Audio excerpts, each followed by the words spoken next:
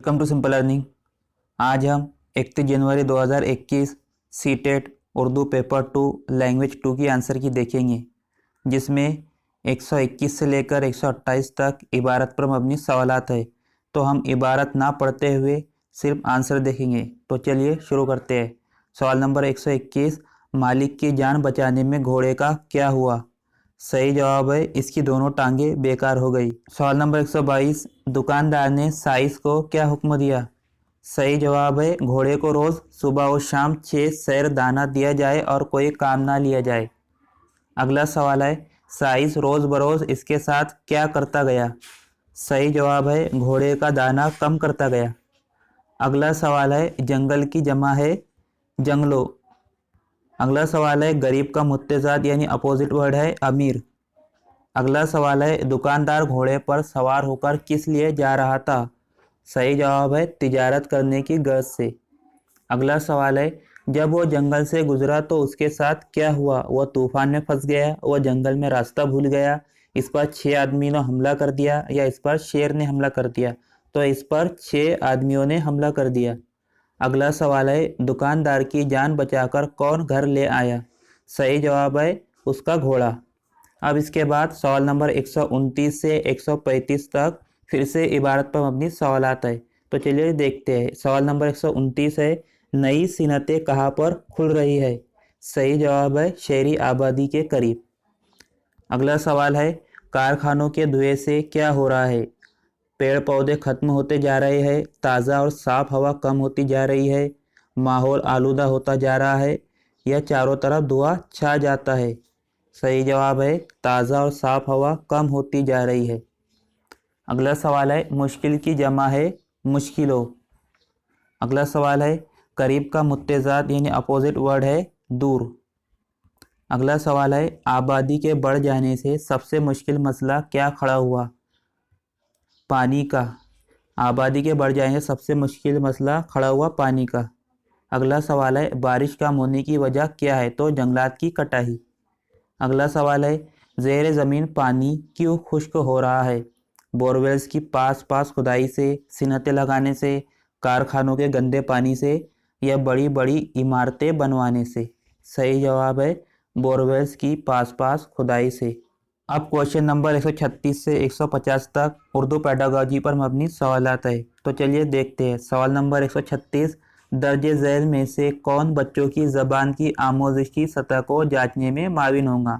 सबक का उनकी मादरी ज़बान में तर्जुमा या इन्हें अपने ख्यालात और एहसासात के आज़ादाना इजहार का मौका फराहम करना? तो यहाँ पे सही जवाब होगा इन्हें अपने ख्यालात और एहसासात के आज़ादाना इजहार का मौका फराहम करना। अगला सवाल है, मौजू से मुतालिक मालूमात और हालात के मुताबिक तुलबा शनीदा इक्तबास जुमलों, मुहावरों और लफ्ज़ों से ख़ास मानी अखज़ करते हैं।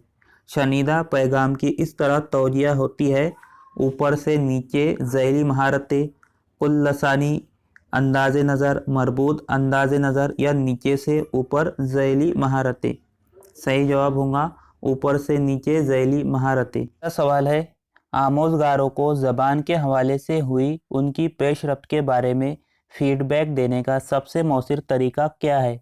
तो सबसे मौसर तरीका है कि उस्ताद को चाहिए कि गलतियों का तज्ज़िया करे और फिर उनके अजाले के लिए हिकमत अमली वज़ा करे और मादरी ज़बान के असर के बायस होने वाली गलतियों को नज़रअंदाज करे।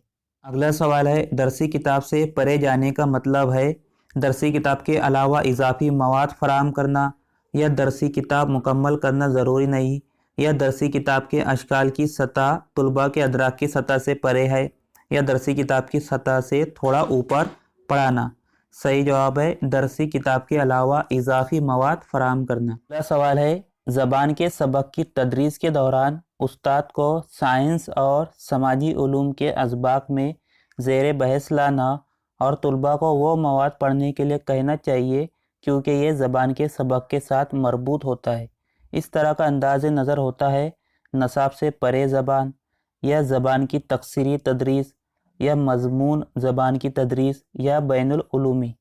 सही जवाब है ज़बान की तकसीरी तदरीस। अगला सवाल है, आमोज़गारों को किसी काबिल बनाकर बोलने की महारत को सबसे बेहतर अंदाज में फ़रोग़ दिया जा सकता है استاد کے فراہم کردہ تلفظ کے نمونوں کو سن کر یا اصل زندگی جیسے حالات میں ترسیل کے قابل بنا کر۔ تو یہاں پہ سب سے صحیح آپشن ہے اصل زندگی جیسے حالات میں ترسیل کے قابل بنا کر۔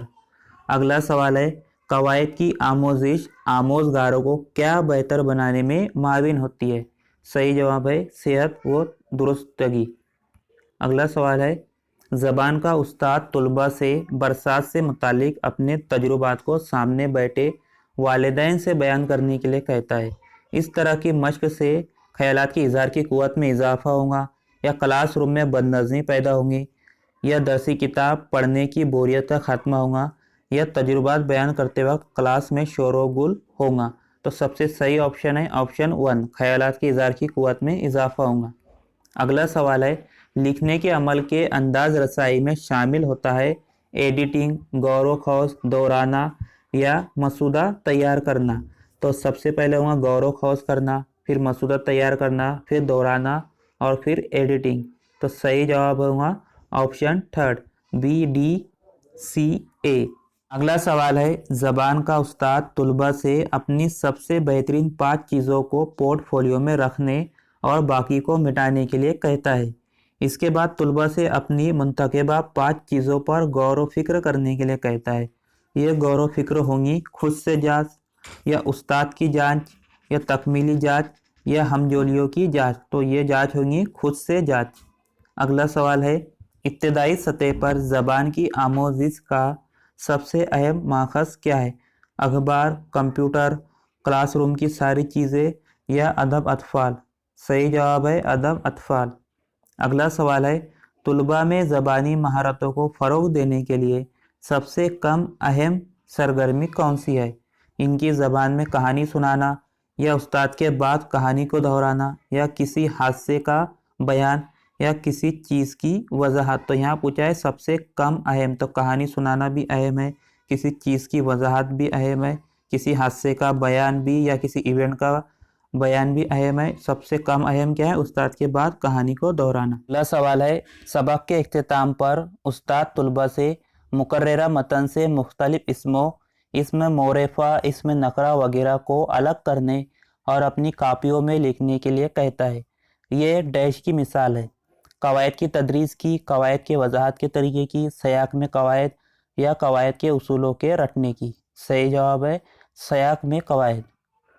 اگلا سوال ہے درج ذیل میں ایک تحت شعوری عمل ہے اور طلباء اس کا استعمال ترسیل کے لیے کرتے ہیں۔